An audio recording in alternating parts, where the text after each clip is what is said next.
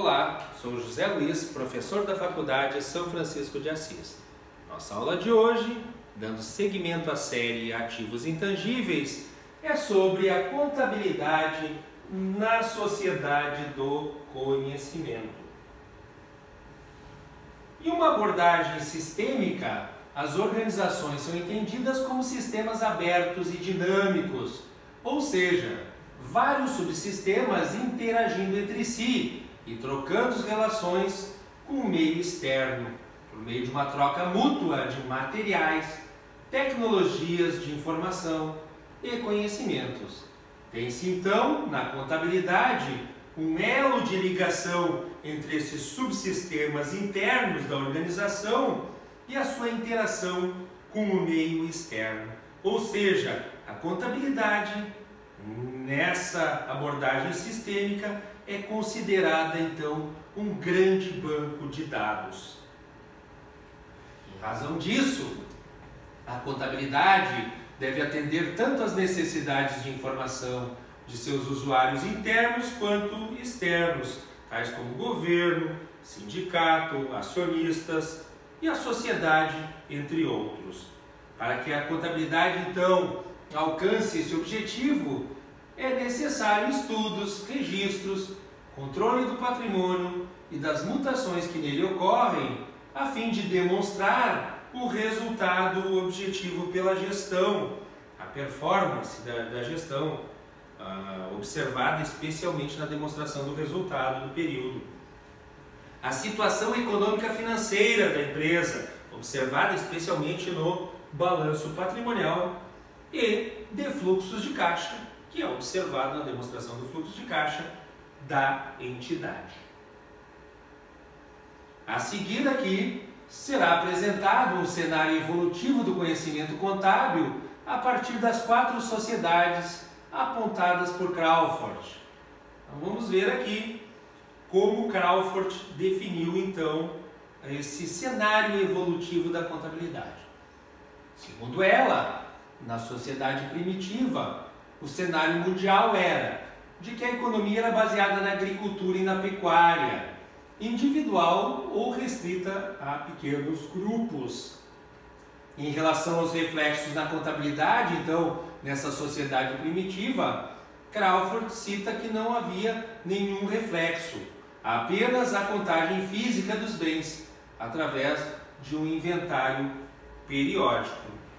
E justamente nós sabemos que a contabilidade iniciou pelo inventário, né? O homem teve sempre a preocupação, então, de controlar o seu patrimônio, e no início da civilização ele se utilizou da contagem por meio de fichas de barro para então controlar o seu patrimônio.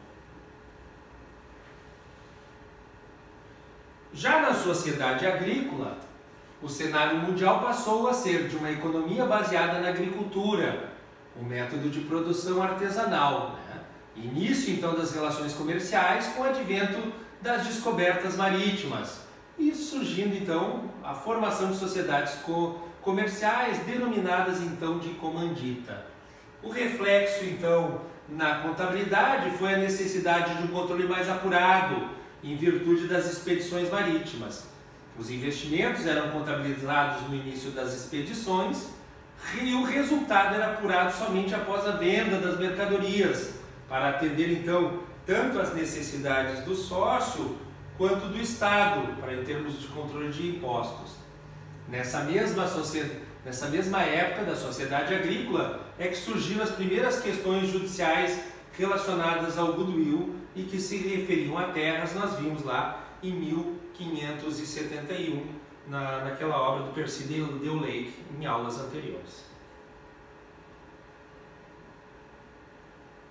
Já na sociedade industrial, segundo Crawford, o cenário mundial é de que a economia era baseada no capital e no trabalho, mecanização do trabalho e produção em série.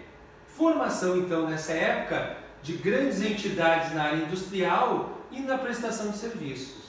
Havia obrigatoriedade nessa época, então, do pagamento de impostos, tanto por pessoas físicas quanto por pessoas jurídicas. Surge então a administração científicas e também nessa época, em termos de cenário mundial, ocorreram as duas grandes guerras mundiais, a Primeira e a Segunda Guerra Mundial. Já o reflexo na contabilidade nessa sociedade industrial é o seguinte: sistemas de informações contábeis passaram a existir, sistemas de informações gerenciais, divulgação de relatórios para atender os acionistas, gerentes e governos, surge a auditoria externa nessa era industrial, a separação dos custos de produção, passa a haver o sistemático reconhecimento da depreciação, em razão que na era industrial os equipamentos, ou seja, o capital, ele é o forte fator econômico da época. A organização formal dos institutos e órgãos contábeis, CFC, Conselho, ICPA e Bracon, realização do orçamento governamental e formas de controle e divulgação do mesmo, mensuração de custos, produtos e performance gerencial. Em relação ao goodwill, é publicado o primeiro trabalho sistemático abordando o goodwill, elaborado então por Francis Moore lá em 1891. Também já vimos em aula anterior, mas observamos aqui que Crawford começa a relacionar então o conceito de capital intelectual com o do goodwill.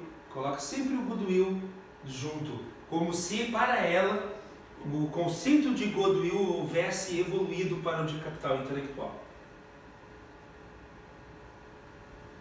Já na sociedade do conhecimento, o cenário mundial é o seguinte: a economia globalizada, recurso é o do conhecimento, informatização da produção e do trabalho, difusão da tecnologia da informação e das telecomunicações.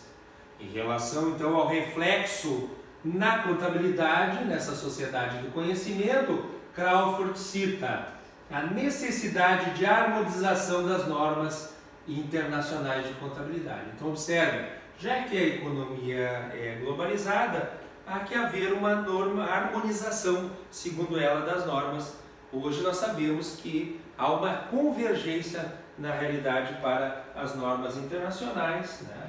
A partir então do IASB, o qual abarca mais de 200 países e que, a partir então da Lei 11.638 de 2007, também o Brasil passou a convergir para as normas internacionais, que atualmente estão consubstanciadas nos inúmeros pronunciamentos técnicos, interpretações técnicas e orientações técnicas emitidas pelo CPC, Comitê de Pronunciamentos Contábeis. Além disso, sistema de informações contábeis para decisões estratégicas, novas formas de mensuração do valor da entidade.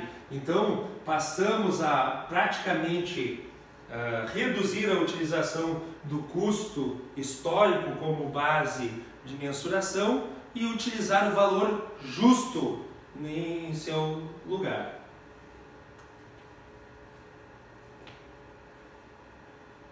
E essas novas formas de mensuração passaram a ser necessárias em razão da relevância assumida pelos intangíveis na composição do patrimônio das entidades. Então, na era do conhecimento, ou na nossa sociedade do conhecimento, o principal valor da entidade está nos intangíveis e não nos tangíveis, diferentemente do que ocorria à era industrial. Essa foi a nossa aula de hoje. Obrigado a todos e até a nossa próxima aula.